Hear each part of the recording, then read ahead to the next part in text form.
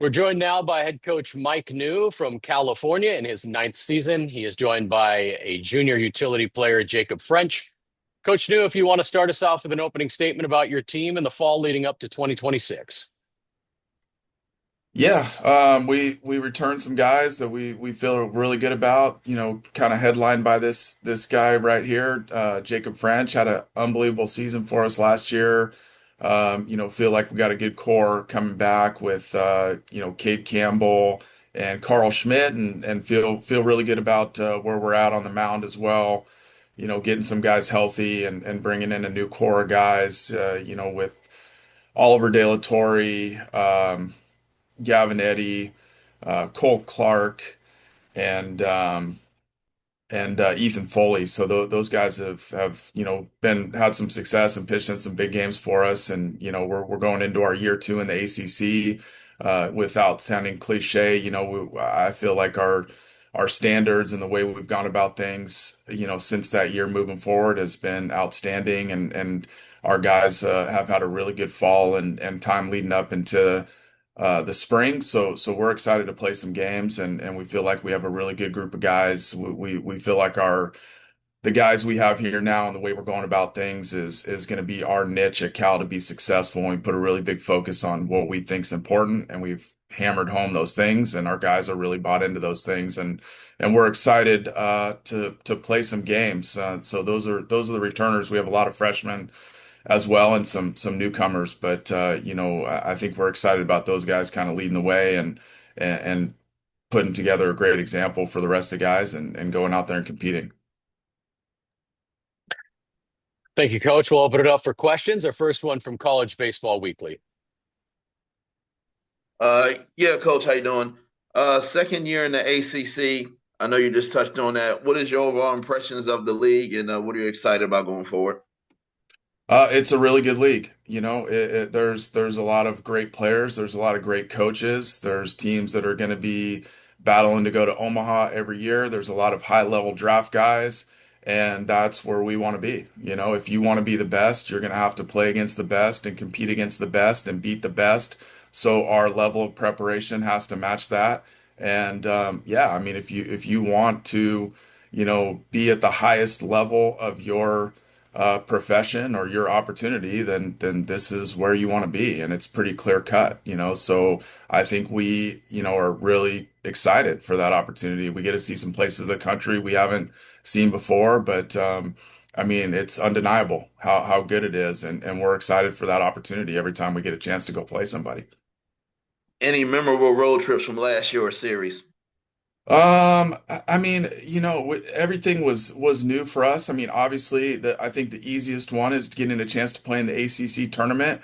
What we felt like we got better as the season went on. We got more experience as the season went on, and we got a chance to make some noise and have a couple good wins in that tournament. So that was a good finish. But I mean, to be honest, it's a new year. We're going to play some new teams, all new trips for us. The way the schedule shakes out. So yeah, I mean, I think the guys that are here and returning gain some experience from that, but it's going to be a new year, and I think that's really good for us. Thank you, Coach. And real quick for Jacob, you were third team All ACC last year. What are some of your goals for this year? You and your ball club. Well, I think for our club in general is just to try to be the best team we're going to be, and go to Omaha is always the goal. We want to go win a College World Series, and we feel like we have the talent to do that. And we're a really tight group of guys, and we just want to we just want to win games. To be honest, we want to win ACC championship. We want to win the ACC tournament. We want to win every game we can, and ultimately the goal, obviously, win a national championship for Cal. All right, Jacob, Coach, I appreciate your time. Good luck this season. Thank you. Thank you. Our next question will come from Mark Garland. Coach, good to see you again. I know we talked a lot this offseason, and looking over at the schedule, you guys have 15 games that are only out of California this year. First one's not till March 20th. Do you think that gives you a little bit of advantage to let some of these new guys on the team, and especially some of these freshmen like Cade Columbaro and Otto Espinoza, get their chances to get their feet wet in their own state and kind of get used to playing ball before they have to go travel on the road? Yeah, I think that's part of the goal is, we're going to travel a little bit more. So when we're not traveling, we want the opportunity to stay a little bit closer.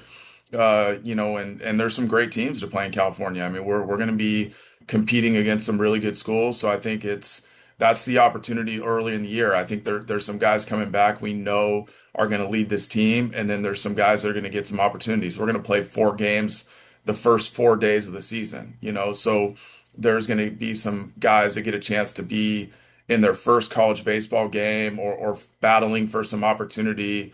And, I think that's a team we have. We don't for sure know exactly where everyone fits in yet, but we know we have some real talent.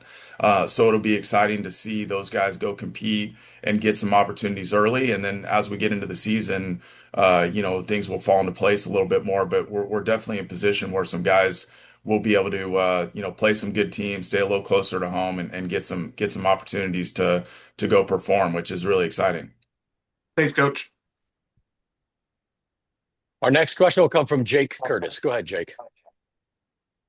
Mike, you got a lot of freshmen on the roster this year. Is that indicative of how you're going to try to build the program through the high school recruiting versus transfers, or not so? Yes, I think so for the most part. I think obviously if there's opportunity in the transfer portal, I mean, Jacob French came from the transfer portal. He's an unbelievable player, and if that's a great fit, we're gonna find hopefully find a guy like him. If there's more opportunity in high school, which I think there will be. I mean, we're definitely not going to be just destroying the NIL world. That's not who we are. We're going to try to do our best to find the best fits for our program who value the university and the culture and the standards that we're going to hold guys accountable to. If they do that, we think they're going to love it here and they're going to get better. And we've developed some great players over the years. They've developed in our program. I don't think, we put them in position to do that. But if they're the right type of guys, they are going to do that. But I think that's going to be, probably a better opportunity for us to win a national title is to get some of those talented guys, and they're going to have to grow up a little quicker. But for us to do it, that's going to be our niche. So I think in general, yes, but we're going to go down every avenue to find the best possible guys we can that are a great fit in our program. And one other thing, you talked about the pillars that you're trying to hammer home to your players. Can you tell me what those pillars are? Yeah, our core values are toughness, discipline, and accountability. So everything we do, those are going to be a part of what we do.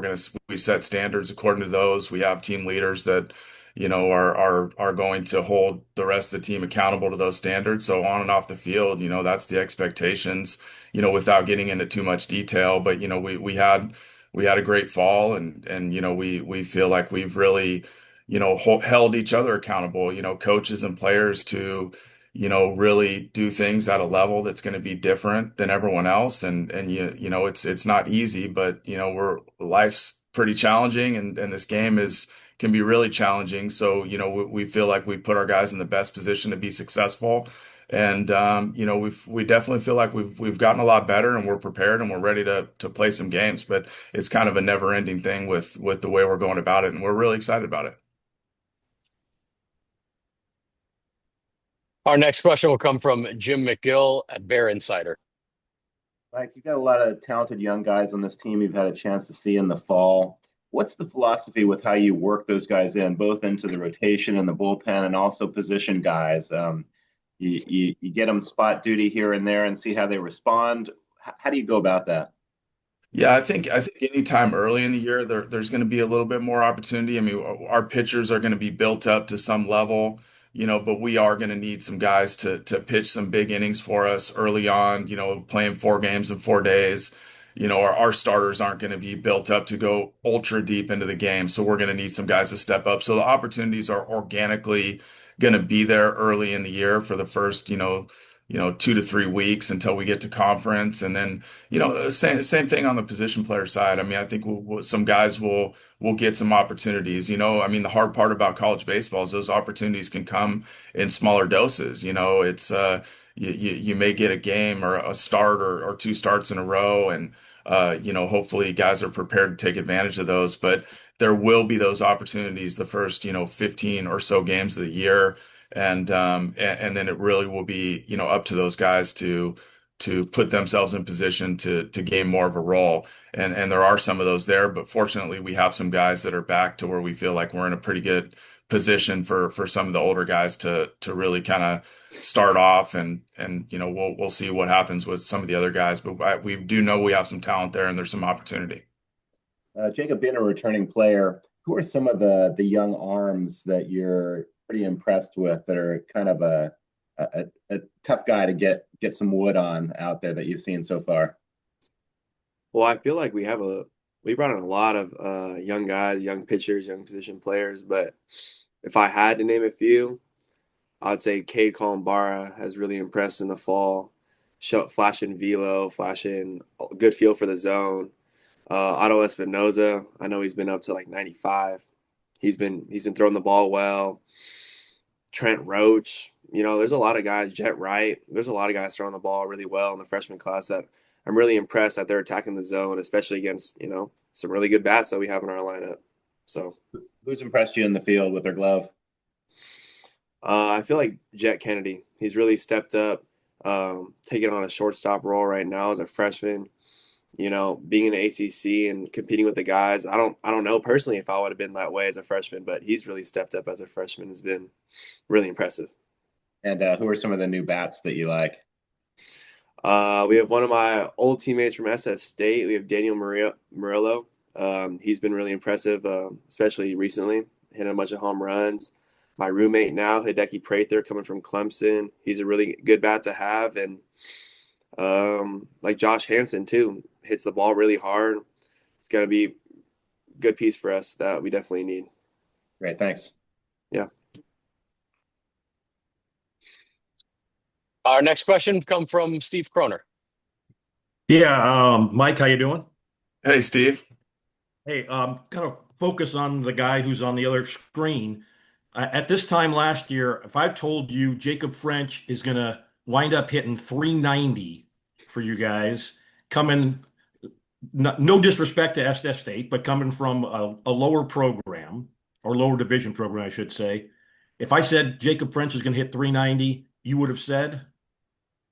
I would have been really excited for sure. I mean, Yeah. it's definitely, I mean, I don't want to say a surprise because it's hard to like think back to that time because now that I know him and know what he's capable of doing. But yeah, I mean, not knowing that before fully, it would have been, definitely a pleasant surprise because, that's not easy to do what he did, but he's, such a great competitor and such a good feel for the game and such a hard worker. When you do those things, the results happen, and I think he understands that and he continues to, not be complacent with his success and put in the work necessary every day to be great. And, so it's not surprising, but it's not easy to do. And he's willing to put in the sacrifice and the work to do that. Jacob, was there a point during the season or maybe even in fall ball where if you had doubts that you could compete at that level, those doubts were erased? Was there one moment or was it just kind of a gradual process? I mean, I feel like the thing about baseball, and especially in the ACC, tough conference like this, is there's going to be a lot of ups and downs. But you got to trust your work. You got to trust yourself that you are ready for this level and that you're a good baseball player and that these guys across from you, they're not miles ahead of you or they're not miles below you. Like these are all really good baseball players, and you kind of just got to trust yourself and that you belong in this group and that you can compete in this group. All right, Mike, then who's the guy we don't know now who's going to hit 390 this year? I mean, I think, his old teammate, Daniel Murillo from SF State has had a really good fall and he was a little bit dinged up for part of the year, but, Frenchie mentioned him and, I'm not saying he's going to hit 390. I mean, I think that's, the batting average piece can not always be the full indicator, but I think he's going to put together some really competitive at bats and he's a very even keel. He's got a great baseball player mentality when it comes to not being too high, not being too low, which Frenchie talked about too, and just putting in the work and trusting the work. And, typically if you do that, you put yourself in great position to have success. And I think he's him, and there's a few other guys that have done that. I mean, Carl Schmidt has swung the bat really well as well, but he's a little bit less of a surprise. He had a great finish to the season last year and played really well in the summer. So, I think we're excited for those guys for sure. Mike, if I could ask one kind of semi-personal question, everybody on here in the past few uh, teams calls has referenced Mark Marquis and what a great man he was and what it meant to Bay Area baseball. I like to think for 2 decades, the Yankees had the M&M of Maris and Mantle, and the Giants had McCovey and Mays. The Bay Area had Milano and Marquis. And Bob, we lost Bob in September. And you know both of those men, I think, fairly well. If you could talk about both Bob Milano and Mark Marquis and what they meant to you and what they meant to Bay Area baseball. Yeah, I mean, obviously, closer with Coach Milano just because he did spend a lot of time here, and I got to see, firsthand the impact that he had on so many guys' lives, and he continued to come around and be here for some events and practices and coming to lunch, and it just. I mean, even our event that we had a few days ago, and you were there, Steve. I mean, you got to just hear the stories and how much of an impact and how he was really able to balance the coaching and being a mentor as good as anybody, in the country and the impact he had on people's lives is undeniable. And I got to see that firsthand, with just his personality and the way he did things and the way he treated people and talked to people. And that was really impressive to see, and then continue to hear the stories and continue to honor his time and legacy here. And Coach Marquis, yeah, I mean, I got a chance to coach against him, and I mean, really, like the thing I was thinking about with him, which I mean, I was telling our coaches last year, he's at Santa Clara, and he's one of the most legendary coaches of all time.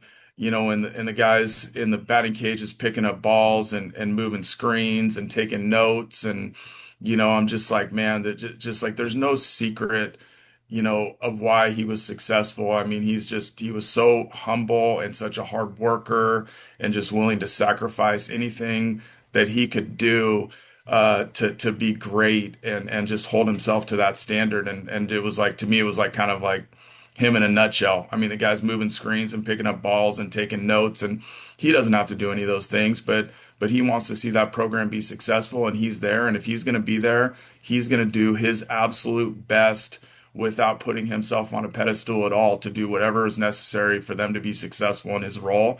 And, I just thought that was pretty cool to see that. And it was kind of what I thought about when I was thinking about his legacy. And it had nothing to do with wins or losses or, anything. It was just like showed his character, which I thought was really cool.